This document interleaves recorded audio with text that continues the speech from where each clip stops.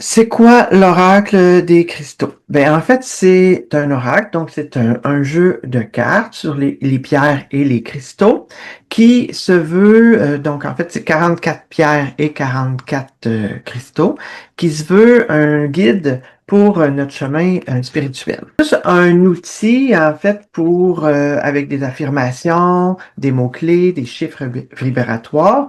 C'est un outil pour nous, notre guidance intérieure, la connexion à soi, puis surtout aussi à l'énergie des pierres et des cristaux.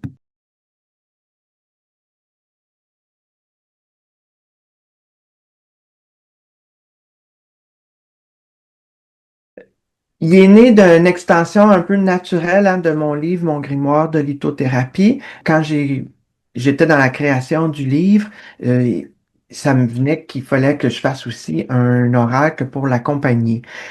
Pour la compagnie, mais aussi qui peut avoir sa propre vie. Les deux entités là, se communiquent, mais ils peuvent être utilisés les deux indépendamment. Pourquoi avoir un oracle sur les cristaux? Ben, depuis mon enfance, moi, je suis attiré par les cristaux, les pierres, les cristaux. Ils me fascinent. Puis ça fait des années que je les étudie, je les analyse, j'essaie de percer leurs mystères, les ressentir. Puis je travaille depuis quelques années avec les cristaux comme outil vibratoire, autant dans les soins que dans l'enseignement de comment les utiliser. Fait que j'avais besoin aussi, je trouvais que c'était le fun de créer un support simple, visuel, intuitif. Donc, le passage du livre plus théorique vers un outil plus pratique qui s'amène aussi bien avec nous. J'avais envie qu'il soit simple, fluide, épuré, qui fonctionne autant pour les débutants que pour les gens qui connaissent les oracles.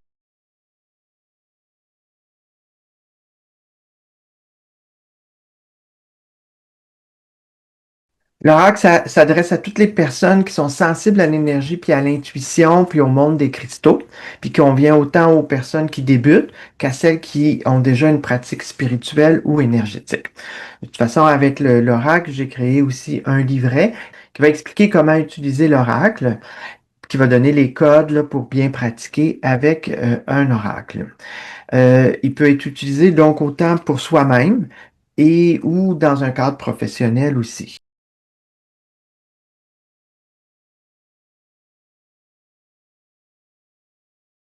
Dans un cadre professionnel, on va pouvoir aussi le laisser traîner un peu dans notre cabinet ou avec les gens qui viennent en consultation ou peu importe notre pratique. Puis ils peuvent juste spontanément piger une carte, puis ça peut ouvrir une discussion justement, ça peut ouvrir vers un questionnement ou une interrogation que peut-être que la personne venait pour un sujet précis, puis ça va peut-être diriger la séance vers quelque chose qu'on n'aurait pas peut-être regardé ou qu'on n'aurait peut-être pas pensé aussi.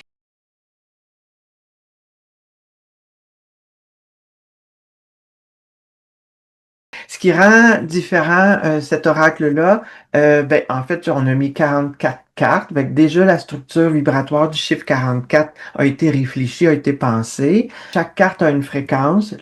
Un chiffre entre 1 et 9 a été placé pour chaque pierre. Il va vraiment aller agir comme le pont entre le monde intérieur et le monde du concret. J'ai aussi voulu y intégrer un peu de poésie pour qu'il y ait des mots qui résonnent avec la personne qui va se piger ou des cartes ou qui va se poser des questions. Avec cet oracle, j'ai voulu créer quelque chose de autant tangible, donc ancré, de physique que spirituel. Donc quelque chose qui va vraiment aller chercher une profondeur énergétique que certains oracles n'ont pas. Fait que c'est vraiment ce qui distingue cet oracle-là de d'autres oracles. Il va vraiment agir comme un pont entre le monde intérieur puis le monde concret.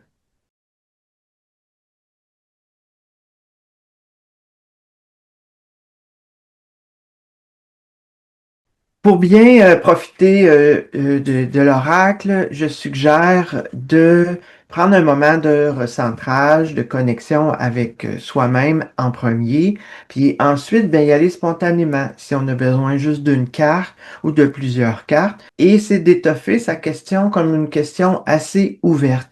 Moi, j'aime beaucoup l'approche moins directionnelle. J'aime beaucoup l'approche de Hey, aujourd'hui, quelle serait la meilleure carte pour moi? Fait que c'est souvent de cette façon-là, moi, que je vais l'utiliser. Puis après, je les brasse, j'y vais un peu à mon feeling. Des fois, il y en a qui se sauvent du paquet toute seule, ou faut provoquer le tirage de certaines. Et là, ben, je viens voir. Donc, celle-là ici, le grenat aujourd'hui. Donc, je vais aller voir son image, qu'est-ce qu'elle m'inspire.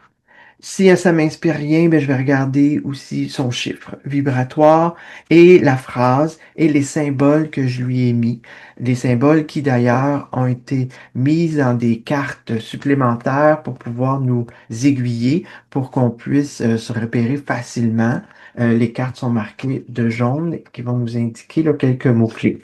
Dans le livret aussi, il y a quelques indications supplémentaires, mais en premier lieu, je trouve que c'est notre ressenti qui devrait être mis de l'avant plutôt que le côté technique. Mais pour ceux qui auront besoin d'analyser un peu plus, mais vous pourrez aller plus loin.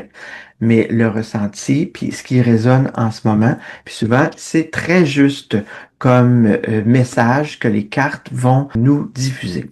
Fait que c'est pour ça que je dis que souvent, une seule carte va suffire à ouvrir l'espace, à aller vers des zones où ce qu'on voulait peut-être pas aller ou peut-être qui vont nous faire du bien en ce moment. J'ai mis à l'intérieur du livret un code QR que vous pouvez photographier pour avoir accès à une pratique là, où je vous suggère comment utiliser un tirage avec l'oracle Le chemin des cristaux.